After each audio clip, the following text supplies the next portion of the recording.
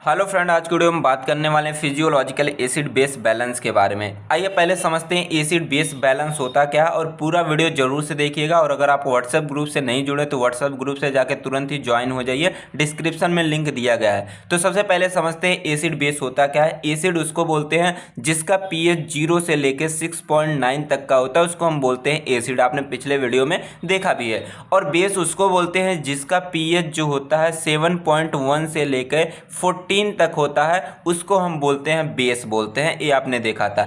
अब यही एसिड और बेस हमारे बॉडी के अंदर कैसे अपने आप को बैलेंस रखते हैं, कैसे अपने आप को मेंटेन रखते हैं, उसी को बोलते हैं हम फिजियोलॉजिकल एसिड बेस बैलेंस बोलते हैं। अब आपको पता है कि हमारे बॉडी में कुछ ऐसे बॉडी फ्लूइड होते हैं जो हमारे कुछ ऐसे होते हैं जो एसिडिक नेचर में होते हैं, कुछ ऐसे होते हैं जो बेसिक नेचर में होते हैं। जैसे मैं एग्जांपल बात करूं, जैसे मान लीजिए कि हमारे ब्लड का जो पीएच होता है 7.4 होता है। अगर मान लीजिए कि ब्लड का जो पीएच है 7.4 ना रहकर अगर हम कर देते हैं इसका पीएच 9 कर देते हैं, मतलब कि हमारे जो ब्लड है वो उसकी बेसिसिटी बढ़ जाएगी। तो उस कंडीशन में क्या होगा कि हमारे जो ब्लड सेल हैं वो सारी सेल मरने लगेंगी, और ये भी हो सकता है कि हमारी मृत्यु भी हो सकती है।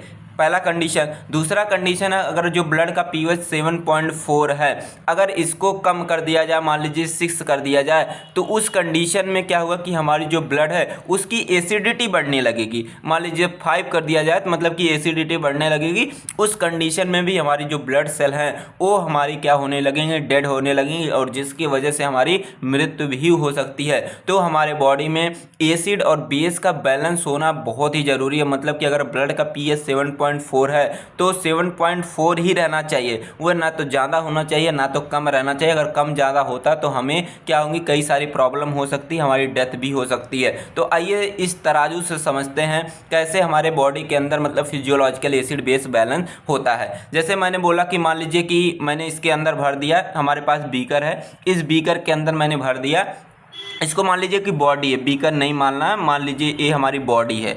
अब ये बॉडी है, बॉडी के अंदर हमारा क्या है, ब्लड इस तरीके से भरा है। मैंने बोला कि जो ब्लड है, ब्लड का पीएच 7.4 होता है, ठीक है, 7.4 होता है। अब मान लीजिए कि इसको बढ़ाकर अगर हम कर देते हैं, इसकी पीएच ज़्यादा कर देते हैं, मतलब कि इसकी बेसिसिटी बढ़ने लगेगी, बेसिसिटी उस कंडीशन में बढ़ जाएगी। अब देखिए दूसरा कंडीशन क्या है कि अगर इसका पीएच 7.4 से कम कर दिया जाए, मतलब कि 5 कर दिया जाए, उस कंडीशन में क्या होगा, ये हमारा कम होने लगेगा। मतलब कि जो हमारा तराजू है ये बैलेंस नहीं रहेगा, 7.4 नहीं रहेगा, ठीक है। तो क्या होने लगेगी, हमारे बॉडी के अंदर कई सारे प्रॉब्लम्स होने लगेंगे। तो हमारे बॉडी के अंदर फिजियोलॉजिकल एसिड बेस बैलेंस होना बहुत ही ज़रूरी है। तो आइए सारे पॉइंट्स को यहाँ पे क्लियर करते हैं। अभी तो मैं तो कहानी ही बता रहा था कैसे कैसे होते हैं। यहाँ पे सबसे पहले पॉइंट लिखा गया है कि our body contains many fluid in which some fluid are acidic and some fluid are basic in nature. आपको पता है कि हमारे बॉडी में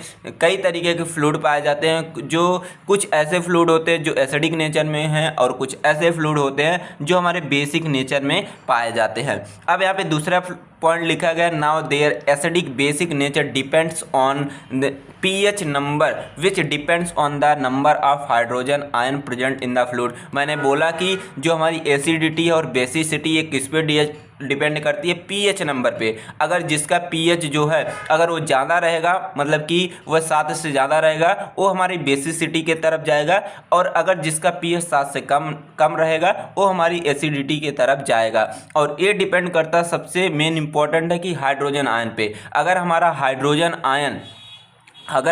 आयन का जो कंसंट्रेशन जितना ज़्यादा होगा, उसकी जो एसिडिटी मतलब उसका पीएच उतना ही कम होगा, और जिसके तरफ जो हाइड्रोजन आयन का कंसंट्रेशन जितना ही कम होगा, उसकी जो बेसिसिटी उतना ही ज़्यादा होगा। तो वही आगे पॉइंट लिखा गया है कि low pH acidic high concentration of hydrogen ion, मतलब कि उसका पीएच सबसे कम तब होगा जब हमारा हाइड्रोजन आयन की संख्या क्या होगी, हमारा ज़्यादा होगा, हाई कंसंट्रेशन में रहेगा। मतलब कि हाइड्रोजन जो आयन है इसका कंसंट्रेशन क्या होगा, बढ़ जाएगा, तो हमारा क्या हो जाएगा, एसिडिटी क्या होने लगेगी, बढ़ने लगेगी। जितना हाइड्रोजन आयन बढ़ेगा उतनी हमारी एसिडिटी बढ़ेगी।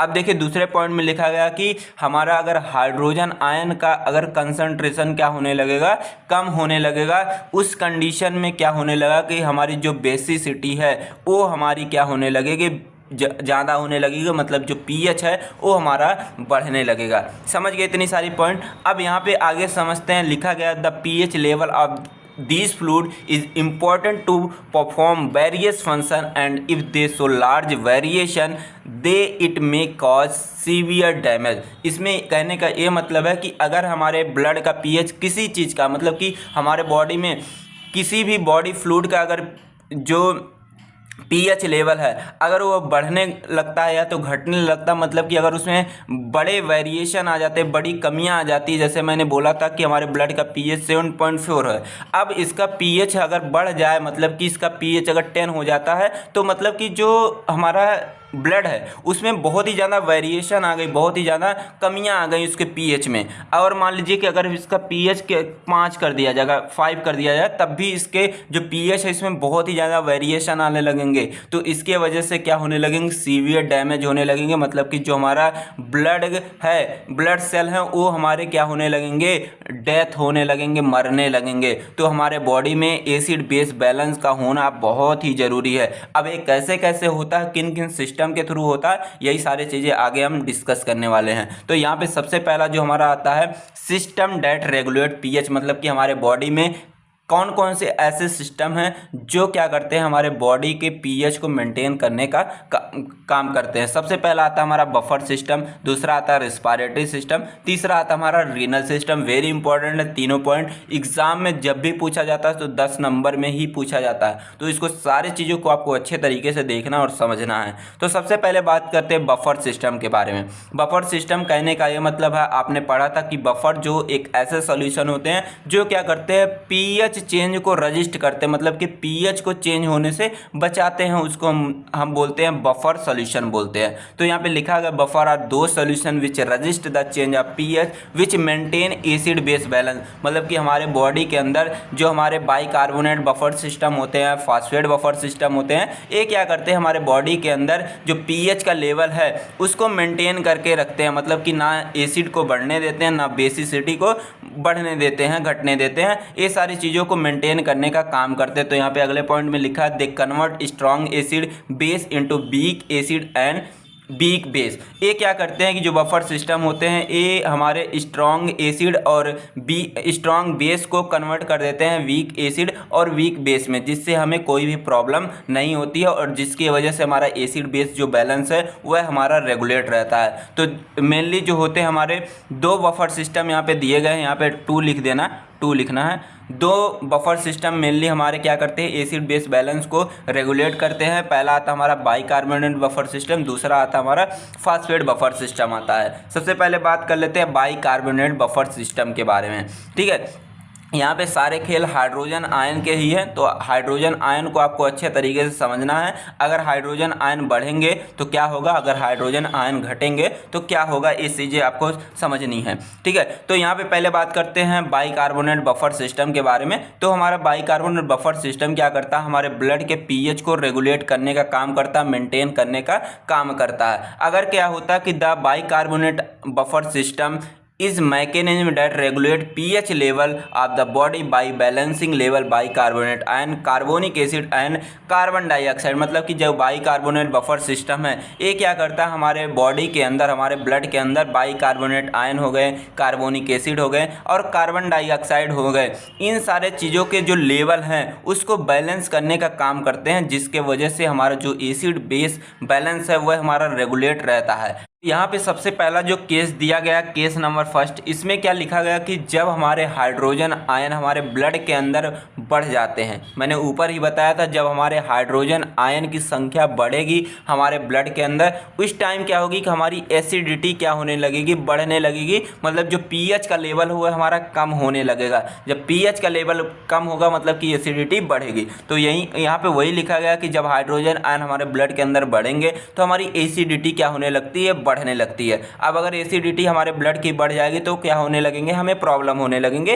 अब हमारी बॉडी कैसे इसको मेंटेन करती है, कैसे इसको बैलेंस करती है, तो हमारे ब्लड के अंदर होते हैं बाइकार्बोनेट आयन। बाइकार्बोनेट आयन क्या करता है कि जुड़ जाता है किससे, हाइड्रोजन आयन को अपने अंदर जोड़ लेता है, ठीक है, जोड़ के बना देता है क्या, कार्बोनिक एसिड बना देता है। और जो कार्बोनिक एसिड होता है एक तरीके का वीक एसिड होता है, और ये क्या करता है, जो एसिडिटी बढ़ी रहती है उसको क्या करता है, रेगुलेट करके कम कर देता है। समझ गए? तो ये रिएक्शन आप इस तरीके से याद कर लीजिएगा। हाइड्रोजन आयन जुड़ गया हमारे बाइकार्बोनेट आयन से, बाइकार्बोनेट आयन से जैसे जुड़ेगा तुरंत बना लेगा कार्बोनिक एसिड, जो एक तरीके का हमारा वीक एसिड होता है। इस तरीके से ये हमारा बैलेंस करता है जब हमारी एसिडिटी, हमारे ब्लड की एसिडिटी बढ़ती है। अब देखिए दूसरा कंडीशन लिखा गया है केस नंबर 2 ए, उसके लिए कि जब हमारे ब्लड के अंदर हाइड्रोजन आयन क्या होने लगेंगे, कम होने लगेंगे। जब हाइड्रोजन आयन हमारे क्या होते हैं, ब्लड के अंदर कम हो जाएंगे, मतलब कि उस कंडीशन में हमारी जो बेसिसिटी है वो हमारी बढ़ने लगती है। अब देखिए बेसिसिटी बढ़ गई तो उसको मेंटेन हमारी बॉडी कैसे करेगी, तो हमारा जो कार्बोनिक एसिड जो था एक तरीके का वीक एसिड था, ये क्या करेगा, अपने अंदर से हाइड्रोजन आयन को निकाल देगा, और जिसके वजह से हमारा एसिड बेस बैलेंस हो जाएगा। तो देखिए यहाँ पे देखिए हमारा कार्बोनिक एसिड है, कार्बोनिक एसिड क्या करेगा, अपने अंदर से हाइड्रोजन आयन को रिमूव कर देगा, और इस तरीके से हमारा एसिड बेस बैलेंस आसानी से हो जाएगा। अब देखिए हमारे बॉडी के अंदर एक्चुअल होता कैसे है, इसको आपको यहाँ पे डायग्राम से समझाते हैं। ये मान लीजिए कि मैंने बना दिया किडनी के अंदर होता है इस तरीके से नेफ्रॉन होती है। इस नेफ्रॉन जो क्या करता है कि हमारे ब्लड को फिल्टर करने का काम करता है। अब जो ए वाली लेयर है, या ऐसे किनारे किनारे हमारी पतली पतली ब्लड कैपिलरीज होती हैं, तो ब्लड कैपिलरीज को यहाँ पे बनाया गया है। और जो ये आपको मेम्ब्रेन दिख रही है, ये वाली मेम्ब्रेन जिसको बोलते हैं हम एंडोथेलियल सेल या ट्यूबुलर सेल बोलते हैं, यहाँ पे दिखाया गया है। और बीच वाला जो ल्यूमन है, ल्यूमन को यहाँ पे दिखा दिया गया है। अब मान लीजिए कि जो ब्लड है, ब्लड वेसल्स इस तरीके से आएंगी। अब हमारा जो नेफ्रॉन होता है ये क्या करता है, ब्लड को फिल्टर करता है। अब आपको पता है कि हमारे ब्लड के अंदर बाइकार्बोनेट आयन होते हैं, हाइड्रोजन, पोटेशियम, सोडियम, ग्लूकोज, ये सारी चीज़ें होती है। लेकिन यहाँ पे मेनली किसके बारे में बात कर रहे हैं, बाइकार्बोनेट आयन के बारे में। तो बाइकार्बोनेट क्या होता है कि यहाँ पे बाइकार्बोनेट आयन है। अब बाइकार्बोनेट आयन से जुड़ जाता क्या, हमारे हाइड्रोजन आयन जुड़ जाते हैं, तो बनाते हैं कार्बोनिक एसिड बनाते हैं। अब कार्बोनिक एसिड क्या होता है कि ब्रेक हो जाता है, मतलब कि H2O और कार्बन डाइऑक्साइड में ये हमारा टूट जाता है। फिर ये पहुंचता है कहाँ पे, हमारा एक्वापोरिन चैनल के थ्रू, और हमारा जो होता है ऑस्मोसिस डिफ्यूजन के थ्रू पहुंचता है कहाँ पे, हमारा जो ट्यूबुलर सेल होता है, मतलब कि इस सेल के अंदर इस तरीके से पहुंच जाएगा। अब सेल के अंदर जैसे ही पहुंचेगा तो अब यहाँ पे जो हमारा H2O है, ये हमारे कार्बोनिक एनहाइड्रेट जो एक तरीके की एंजाइम होती है, इससे जुड़ के फिर हमारा बना लेता है, हमारा कार्बोनिक एसिड बना लेगा, जो एक तरीके वीक एसिड होता है। फिर यहाँ से हाइड्रोजन आयन ब्रेक होगा, फिर वहीं पे चला जाएगा जहाँ से आया रहता है, तभी तो हमारे बॉडी में बैलेंस रहेगा हाइड्रोजन आयन। नहीं तो ज़्यादा हो जाएंगे तब भी प्रॉब्लम हो जाएगा, कम रहेंगे तब भी प्रॉब्लम हो जाएंगे। और यहाँ पे जो बाइकार्बोनेट आयन है ये फिर से हमारे ब्लड में रीएब्जॉर्ब हो जाते हैं। तो इस तरीके से हमारा एक काम करता है। इसको आप जाएंगे अगले सेमेस्टर में, सीनियर क्लास में जाएंगे, वहाँ पे सारी चीज़ें डिटेल में पढ़ने को मिलेंगी। मैं ऐसे आपको बता दिया हूँ। अब दूसरा देखिए, उसी में हमारा आता है फास्फेट बफर सिस्टम के बारे में। फास्फेट जो होते हैं, फास्फेट बफर जो होते हैं, ये क्या करते हैं, जो हमारे इंटेस्टाइनल फ्लूइड होते हैं, मतलब कि जो इंटेस्टाइन होती है वहाँ के फ्लूइड के पीएच लेवल को बैलेंस करने का काम करते हैं। तो वही लिखा गया है यहाँ पे, in this maintain acid base balance by the phosphate ion. Phosphate ion जो होते हैं, जो हमारे इंटरस्टिशियल फ्लूइड होते हैं, मतलब कि जो टिश्यू फ्लूइड होते हैं, जो इंटेस्टाइन के फ्लूइड होते हैं, वहाँ पे क्या करता है, एसिड बेस बैलेंस को मेंटेन करने का काम होता है। और ये हमारे जो होते हैं दो फॉर्म में प्रेजेंट होते हैं, एक हमारे मोनो हाइड्रोजन फॉस्फेट के फॉर्म में प्रेजेंट होते हैं, दूसरा हमारे डाई हाइड्रोजन फॉस्फेट के फॉर्म में ये प्रेजेंट होते हैं। यहाँ पे सबसे पहले केस की बात करते हैं, कैसे हमारा फॉस्फेट बफर सिस्टम कैसे एसिड बेस बैलेंस को मेंटेन करता है, जो हमारा इंटरस्टिशियल फ्लूइड होता है उसके अंदर। सबसे पहले बात करते हैं यहाँ पे केस नंबर 1। मैंने बोला था कि ऊपर मैंने बताया, जब हमारे हाइड्रोजन आयन इंक्रीज होते हैं, बढ़ते हैं, तो हमारी एसिडिटी भी क्या होने लगती है, बढ़ने लगती है। अब देखिए एसिडिटी अगर बढ़ जाएगी तो हमारे जो इंटरस्टिशियल फ्लूइड, मतलब टिश्यू के बीच जो फ्लूइड है वहाँ पे प्रॉब्लम होने लगेगी। हमारे जो टिश्यू होंगे वो हमारे डेड होने लगेंगे, एसिडिटी जब बढ़ जाएगी तब। अब देखिए हमारी बॉडी कैसे उसको मेंटेन करती है। तो हमारे जो मतलब मोनो हाइड्रोजन फॉस्फेट है, ये क्या करेगा, उस हाइड्रोजन से कंबाइन हो जाएगा। कंबाइन होने के बाद बना लेगा हमारा डाई हाइड्रोजन फॉस्फेट बना लेगा। तो डाई हाइड्रोजन फॉस्फेट क्या करेगा, जो हमारी एसिडिटी बढ़ी थी उसको क्या करेगा, बैलेंस करने का काम करेगा। समझ गए? अब देखिए सेकंड केस की बात करते हैं।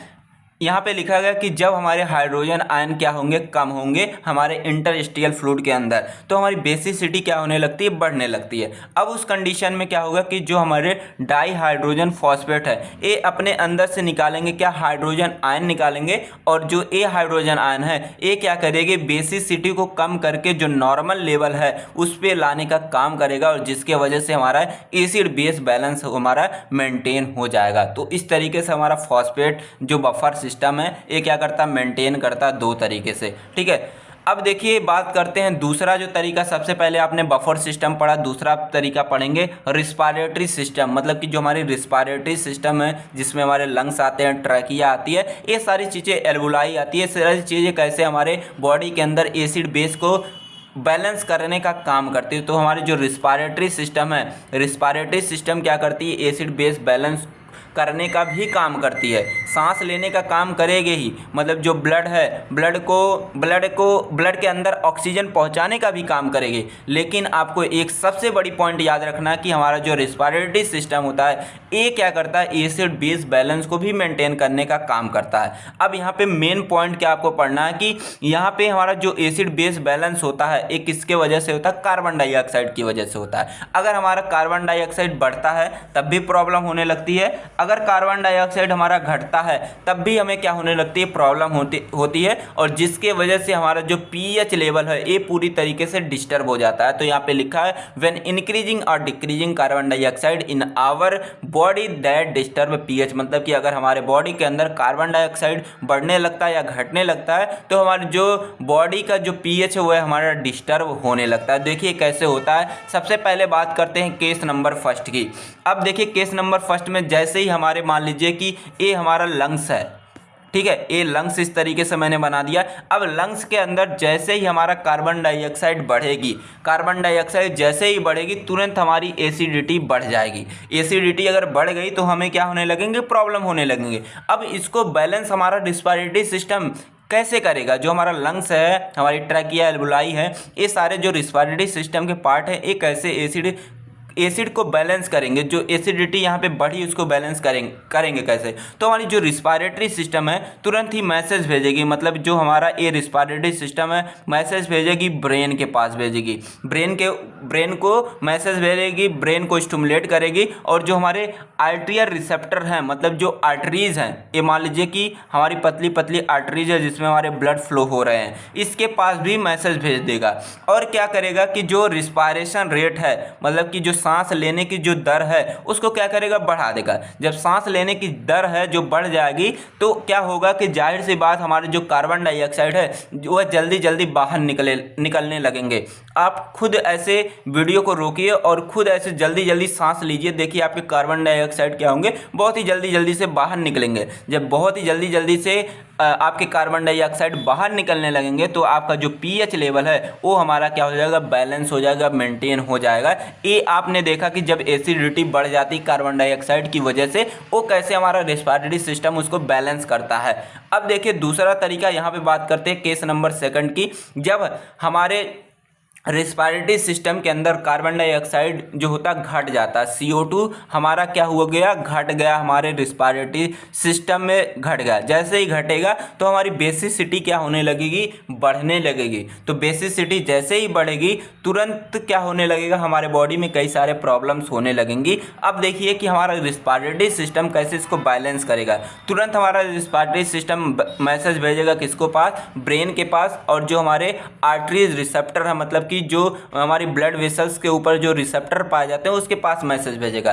तुरंत जैसे ही मैसेज जाएगा तुरंत हमारा जो रिस्पिरेटरी रेट है वह हमारा क्या होने लगेगा, कम होने लगेगा। जैसे ही रिस्पिरेटरी रेट हमारा कम होगा तो तुरंत क्या होने लगेगा कि जो हमारा जो ब्लड का CO2 लेवल था वह हमारा बढ़ने लगेगा, और जिसके वजह से हमारे जो पीएच लेवल है वो हमारे ब्लड का पीएच लेवल बैलेंस हो जाएगा। तो इस तरीके से पूरा हमारा जो रिस्पिरेटरी सिस्टम है ये एसिड बेस को बैलेंस करने का काम करता है। अगर आपको इसके नोट्स चाहिए, PDF नोट चाहिए, तो आप तुरंत ही ट्रिक फार्मेसी ऐप का जाकर डाउनलोड कर लीजिए प्ले स्टोर पे, आपको वहाँ पे सारी चीज़ें मिल जाएंगी। आप स्टडी वाले ऑप्शन पे जाएंगे या तो पेड वाले ऑप्शन पे जाएंगे, वहाँ पे दोनों जगह पे आपको ये PDF मिल जाएगी। अब बात करते हैं, लास्ट हमारा आता है रीनल सिस्टम। रीनल सिस्टम का मतलब होता है जो हमारी किडनी होती है, किडनी कैसे एसिड बेस बैलेंस को मेंटेन करने का काम करती है। अगर आपने बफर सिस्टम वाला समझ लिया है